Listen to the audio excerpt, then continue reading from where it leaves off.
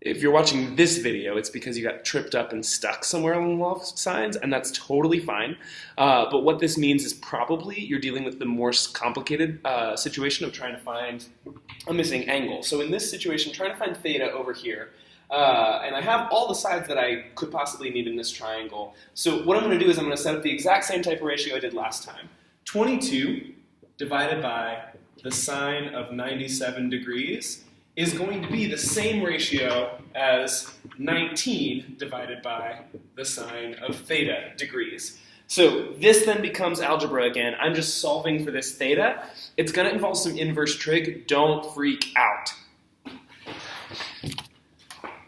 So 22 divided by the sine of 97. Sine of 97 comes out to 0.9925 will be equal to 19 over the sine of theta. So 22 divided by the sine of 97 gives me 22.16521, so 17, equals 19 divided by the sine of theta. Okay, so I can do this from here. The thing that folks freak out about is when they have sine in the denominator, as though this is like the end of the world. But I'm going to give you like a tip to help yourself keep this straight. This, agree with me, is the same as 22.17 divided by 1. Okay, so I have a fraction equals another fraction.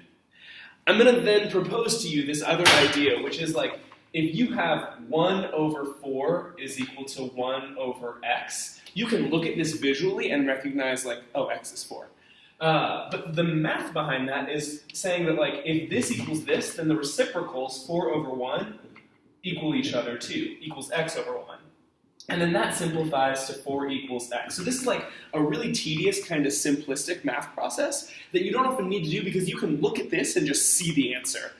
But in a situation like this, it's much harder to just see the answer, but this same idea that you can like take the reciprocal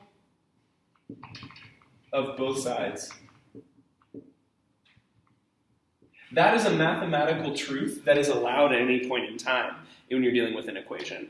And so, right over here, that means that 1 over 22.17 is going to be equal to the sine of theta divided by 19. And all I've done is taken this equality, this equation, and flipped both components of it, saying if it's true right side up, then it's also true upside down. This then, the solution here is to multiply both sides by 19. And this is the same as 19 over 1. So this is really 19 divided by 22.17. So 19 divided by the answer gives me 0.8571. And now the cool thing here is like this is a recognizable sine ratio. This is the range of the type of thing we usually see when we take sines. Like we took sine over here, we got 0.9925. We expect to see a decimal. So there are two ways you can do this. One is I can pick random angles and plug in until I get as close as possible to this one. And we've done that before and it works. But if that is not how your brain works, you really should try it once or twice anyway to kind of get a feel for the number sense of this thing. But the other thing that you have is inverse trig. In other words, I can look this up. So if I know that 0.8571 is equal to the sine of theta, then that also means that the arcsine of 0.8571 will equal that angle theta. And then instead of having to plug in a million things and guess, I can just do arcsine of that decimal value, 0.8571, and it'll give me the degree measure of the angle that I'm missing. And mine comes out to 59.0035, so I'm just going to round that up to 59.0 degrees. And this, again, makes sense up here because this means this is 59 degrees. And if I take 180 minus 97 minus 59, I end up with 24 as this remaining side. And again, smallest side is opposite smallest angle.